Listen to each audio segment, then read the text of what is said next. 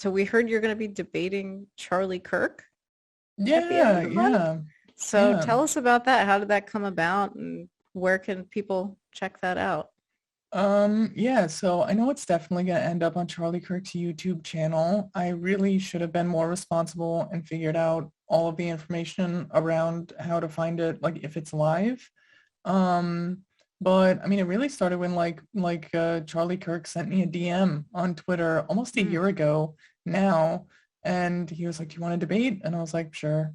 And then and then he didn't reach out to me for like months, and then somebody from his staff reached out to me.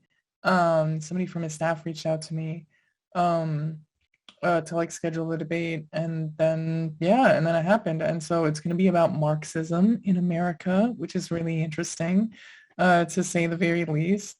To say the very least.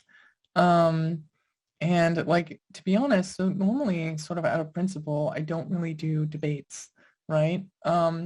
Like personally, I think that like there's a lot of very toxic culture around Mm. debates, right? There's a lot of very toxic culture around debates, and unfortunately debating is the easiest way to like sort of clout form, because like it's the center of controversy and conflict and things like that. Very often you have like these extreme right-wingers who use debate as a really easy way to build their audiences, because once again, like we talked about earlier, being cringe is the easiest way to grow your audience, right? That's if you want to be the main character on Twitter, you say something absolutely vile and everybody will quote tweet you. And unfortunately, there's a lot of right wingers that see that and then follow you. So it's really easy to build like a following that like that. And so the incentives around debates are very much to create as much cringe as possible. So generally, out of principle, I don't do them, because like the way debates typically go is you'll have somebody on the far right debating somebody who is maybe nominally on the left. Very often they don't know exactly what they're talking about. And they sort of very often follow sort of typical Democratic Party platitudes where they'll like quip back with like a lot of, more like liberal talking points, and then they end up kind of talking past each other. Very often you'll have people who say that they like stand for the left, but then will like cede ridiculous ground. Like they'll bring up like random things on the left that they disagree with to try and build like common ground with like extreme right wingers. Um, and like all of those things are just terrible, and it creates a really, really terrible culture and environment around debating. So generally, I don't do it, right? Generally, I don't do it. But in this case, I don't think Charlie Kirk has ever debated a Marxist before. I don't think that, you know, it, I'm definitely not platforming Charlie Kirk in any sense. Like, I can't give Charlie Kirk a bigger audience. He already has like a pretty big audience. It's much bigger than mine right now. Um, so the risk in it, the cost in it, I think is very little.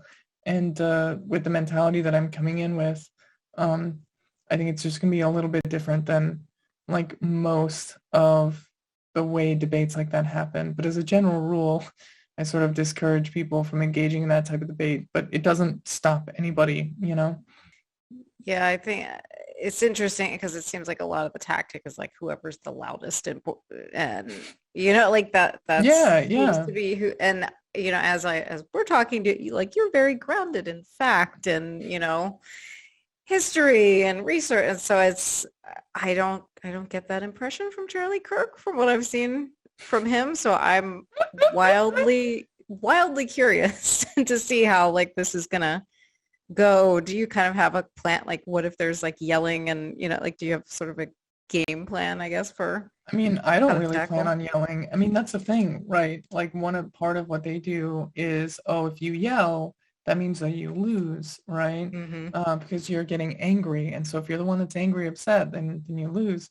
But like the reality is like a lot of right-wing talking points are just funny, right? They're just hilarious. Like they're ridiculous, right? Like you know, like a perfect example, right? When they talk about how evil communists are, they'll say like, oh, there's like 100 million people killed by communists. Um, and it's like who? You mean like the Nazis that died in World War II? Like, oh yeah, those poor innocent victims, you know, of the USSR, like when when they were rolling their tanks into Germany. Oh, we all feel very bad for the Nazis, you know, or like, oh, Fidel Castro like stole my family's farm. And it's like, okay, but like, you know what the conditions of work were in those farms, right? Like, you know, straight up, like you're not going to be, Fidel Castro's the evil one for taking your family's plantation, right? Like you know, sorry, I just have a hard time feeling bad for you. Um, you know, but like, and so, you know, the problem is, right? And now you can see the issue where if you have somebody that's like a liberal, right? Claiming to be on the left, they will be like, oh no, you're totally right. Fidel Castro was like the most evil person in the world. Um, then they'll concede like ridiculous ground, and then they're talking from the same political side as the fascists they're debating, as opposed to like, you know, hey, think about it for a second. Do you think Nelson Mandela was a good guy, right? Like now in the United States, luckily, culturally, most people are like, well, obviously Nelson Mandela was a good guy. Well, what did Nelson Mandela think of the USSR? What did Nelson Mandela think of Fidel Castro? I mean, like literally Nelson Mandela considered Fidel Castro a close friend and inspiration. So is Fidel Castro like a bad person? I'm so confused. Do you think Nelson Mandela is a bad person? Or maybe do people believe a lot of lies about Fidel Castro, you know? Maybe perhaps, you know, the people that owned the companies that Fidel Castro nationalized don't have an unbiased opinion about the nationalization policies. But, you know, who does, you know, have a pretty good opinion of Fidel Castro is the millions of people that previously couldn't read and now they can read because of his national literacy program, you know. But like that's the type of thing where, once again, if you have somebody that like claims to be on the left but still is like a believer in capitalism and like hasn't really learned all the history, they'll be like, oh no, you're totally right. Like, oh yeah, oh, evil dictator, right, that taught people how to read. Oh, Yeah, you know. isn't that what Bernie got in trouble for?